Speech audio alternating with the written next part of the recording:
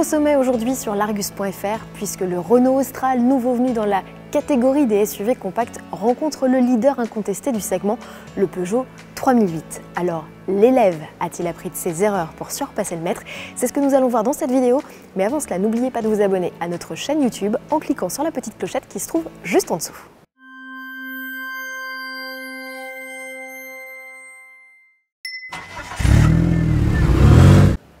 Le Renault Kadjar n'est plus, voici donc l'Austral. À nouveau nom, nouvelle philosophie. Le constructeur a voulu réinventer son SUV qui avait un peu trop de points communs avec le Nissan Qashqai. Alors ils en ont toujours des points en commun, notamment la plateforme ici de 3e génération. Et sur cette Austral, eh bien, Renault a voulu donner des lignes plus athlétiques, plus musclées. Ça se caractérise notamment par une plus large calandre, un capot très sculpté, deux grandes roues et à l'arrière une poupe assez ramassée avec une lunette très inclinée. Alors on ne peut pas dire que sur cette Austral on ait un effet waouh comme on a pu en avoir un sur le 3008 à son lancement en 2016.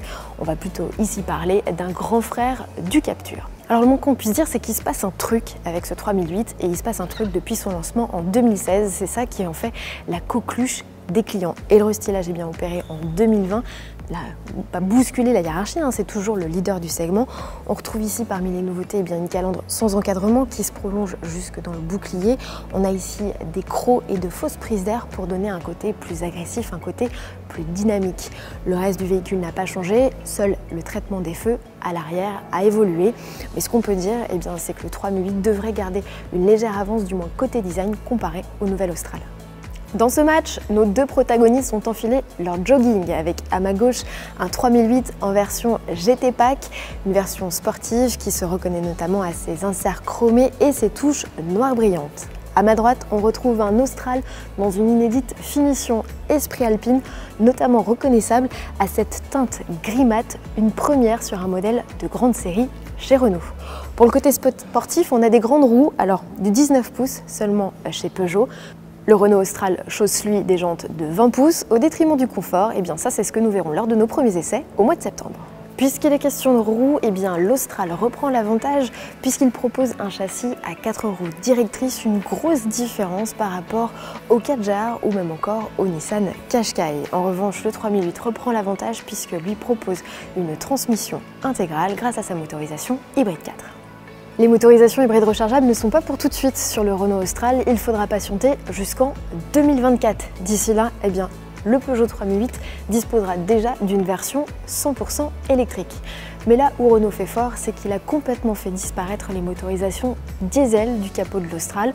On retrouve uniquement des motorisations essence électrifiées. Parmi les inédits, eh bien, un 3 cylindres, 1,2 litre turbo avec une puissance de 130 chevaux. Cette version, eh bien, a les mêmes avantages que le diesel, sans les inconvénients. Pour le reste de la gamme, eh bien, le catalogue se compose de 3 blocs de 140, 160 et 200 chevaux. Pour ce qui est du 3008, eh bien, il y a cette coûteuse version hybride rechargeable qui développe jusqu'à 300 chevaux. Il y a également une version de 225 chevaux existante. Pour le reste de la gamme, il n'y a que 3 motorisations, 2 diesel de 110 et 130 chevaux et en essence, on doit seulement se contenter d'une version de 130 chevaux.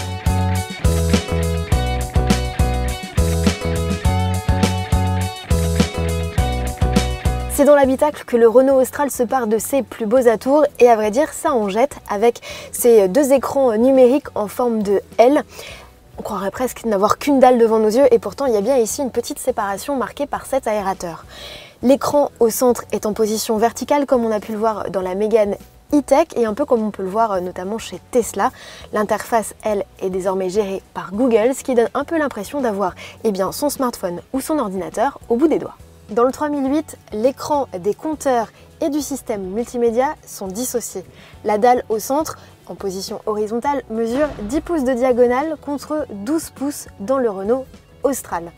L'interface est ici un peu plus vieillissante et donc moins réactive. Quel que soit le modèle, on retrouve ici des commandes d'accès direct à certaines fonctionnalités qui permettent notamment d'accéder au réglage de la climatisation ou de la radio. Le 3008 compte assez peu d'espace de rangement, même si le chargeur à induction se cache ici sous la planche de bord. La faute est bien à la présence de cet imposant levier de vitesse en forme de cobra. Dans l'Austral, le sélecteur de vitesse et le sélecteur de mode de conduite sont désormais réunis autour du volant, ce qui a permis de libérer un grand espace au niveau de la console centrale et d'intégrer de nombreux rangements.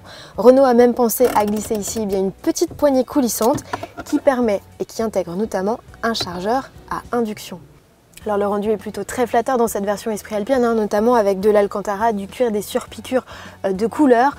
Ça donne le change au Peugeot 3008, mais bien sûr il reste quand même des plastiques un peu bas de gamme, en partie basse, et ça c'est un peu dommage. Bon, le 3008 aussi a son lot de plastique dur, qu'on se le dise. Mais globalement, malgré le poids des ans, les matériaux sont plutôt très jolis, les assemblages plutôt très bien finis. Donc on a vraiment une planche de bord avec un design très élégant, c'est très flatteur.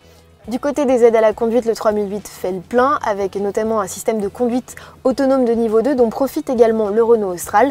Ce qu'a en plus le 3008, c'est notamment un système de caméra vision nocturne. L'Austral fait aussi le plein d'aide à la conduite avec 32 nouvelles fonctionnalités, dont certaines lui permettant de ralentir à l'approche d'un rond-point ou bien de freiner automatiquement en présence d'un obstacle lorsque vous enclenchez la marche arrière. A noter que l'Austral pourra disposer d'un affichage tête haute de 9,3 pouces en option.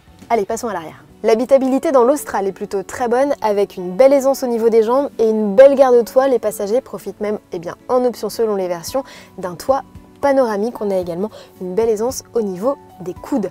Mais le truc en plus dans cette Austral, c'est cette astuce, une banquette coulissante sur 16 cm, banquette 2 tiers, 1 tiers, qui permet notamment de gagner sur le volume de coffre. L'habitabilité, ce n'est pas le point fort du 3008 et spécifiquement au niveau de la garde au toit qui est plus réduite. Pourtant, les deux modèles mesurent la même hauteur. En revanche, question de dimension, l'Austral est plus grand, il mesure 4,51 m, c'est 6 cm de plus que le 3008 et l'empattement est aussi plus important sur le Renault Austral avec 4 cm supplémentaires. On retrouve ici des banquettes un petit peu plus courtes que dans l'Austral, mais globalement on est bien installé. Et puis les passagers peuvent profiter d'un beau toit panoramique qui est même celui-là en plus ouvrant. Du côté du volume de coffre, la capacité oscille de 520 à 1482 décimètres cubes pour le 3008 et de 575 à plus de 1500 décimètres cubes pour le Renault Austral. Des mesures qui ne valent que pour les versions à moteur thermique, puisque les versions hybrides ou hybrides rechargeables renferment sous leur plancher de coffre une batterie. Le haillon sur l'Austral profite d'un plus large débattement, ce qui va faciliter le chargement. En revanche, la marche qui permet d'accéder au coffre est aussi nettement plus haute. On profite ici de tirettes directement dans le coffre pour rabattre les banquettes. Ça c'est pareil dans le 3008 comme dans l'Austral. Enfin, les deux véhicules pourront s'équiper d'un haillon motorisé main libre.